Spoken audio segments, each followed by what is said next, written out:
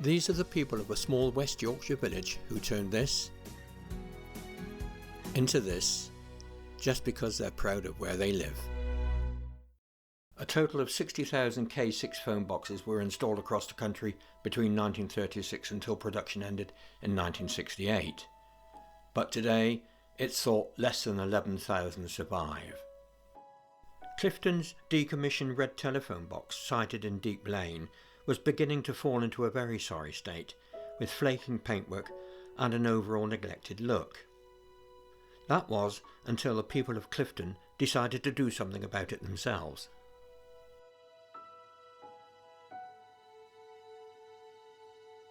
I wondered, was this course of action typical of Clifton people? Somebody would know the answer to this. Andrew Russell, who runs the village pub and is chairman of the Clifton Village Community Association. That's a voluntary group in overall charge of this phone box restoration project. Modern living, disparate working arrangements and social change make it much more difficult for small communities to come together. Therefore, arguably, the work we engage in is more important than ever. Spearheading social projects for the benefit of all in the community is part of the work we do. After a period of inactivity, the Clifton Village Community Association was revived in 2011, specifically to organise an event to bring the community together. I think therefore it's true to say that as an outsider, or maybe as we just passed through the village of Clifton, we'll never appreciate the amount of work that goes on behind the scenes on a project such as this example. Not so much what's being done, but the spirit in which it's done. That's what's impressed me. And I can only echo the words of Clifton resident Mrs. Pat Ward, who at the official opening said, "Projects are always undertaken with a passion."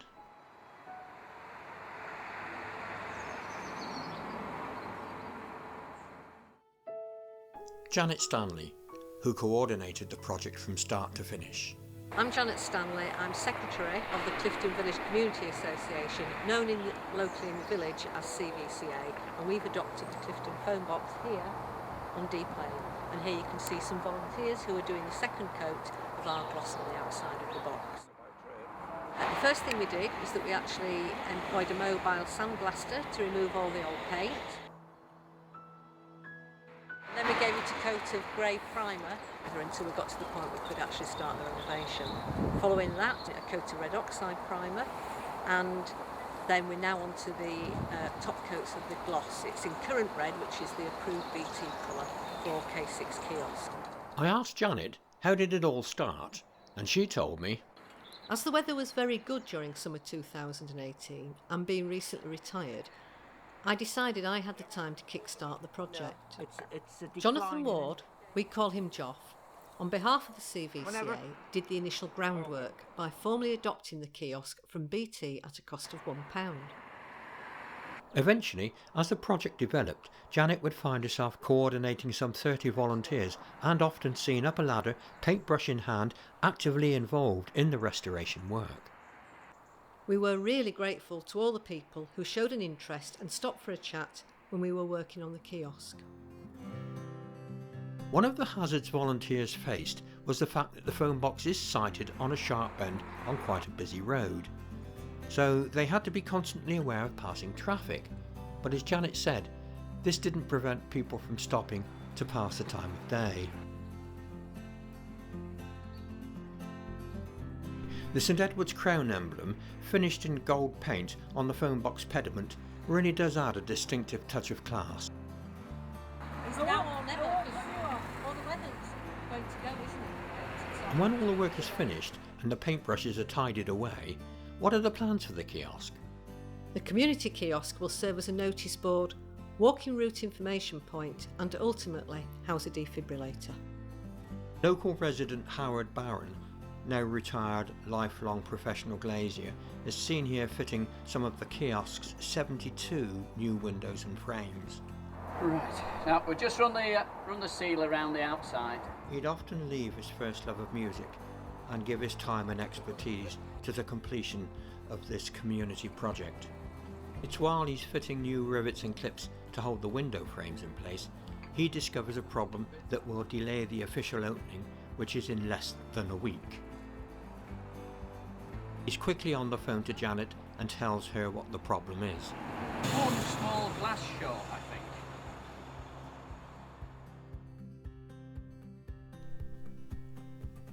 The missing glass doesn't hold him up, and so Howard completes the job as far as he can. When he gets the call from Janet to say it's been found, and he's able to finish glazing the kiosk just in time to go off on a well-earned holiday with his family. And here we can see one happy glazier. Yeah, I'm Dave, DFA Electrical. We're just installing some new RCDs for the supply for the lighting in this phone box.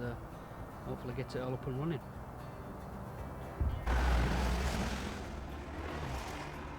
With new wiring and the latest electrical safety features, David May, the electrician from Clifton Lighting, has fitted a new light and made provision for a defibrillator, the medical device used in emergencies to deliver a high-energy electric shock to a patient in cardiac arrest.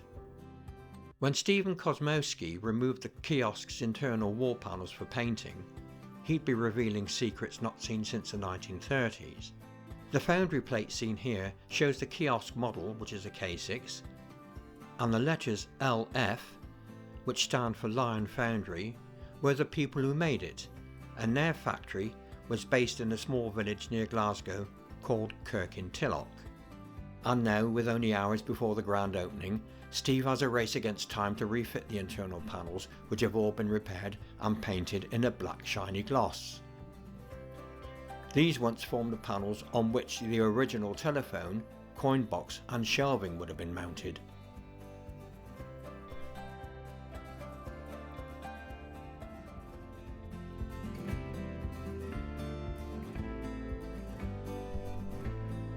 And only just in time too. The opening day, Sunday 4th of November, has dawned, the weather looks good and people are beginning to arrive. How are you doing? To create a festive atmosphere, patriotic and colourful bunting has been draped over the neighbour's fence and the phone box has been wrapped in a gold ribbon.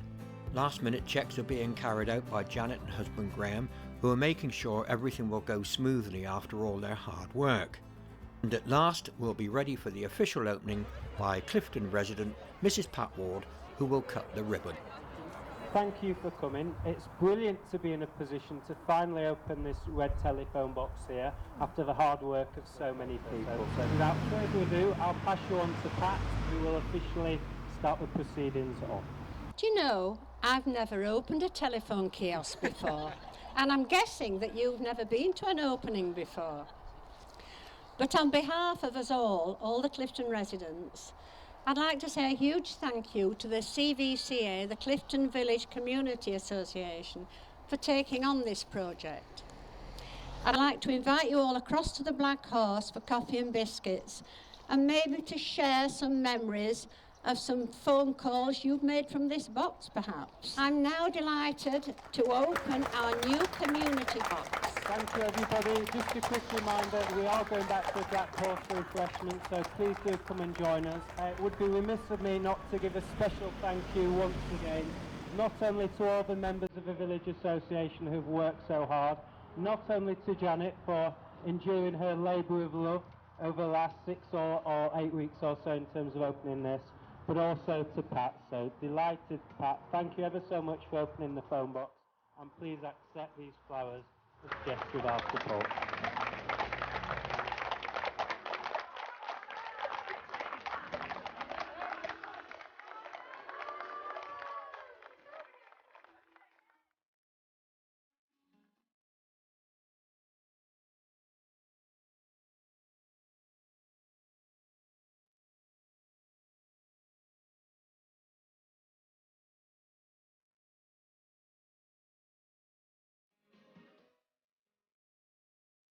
Surely this must be proof enough the people of this village are proud and want to preserve their environment, and so let's hope their K6 telephone kiosk will go on looking this good for many years to come.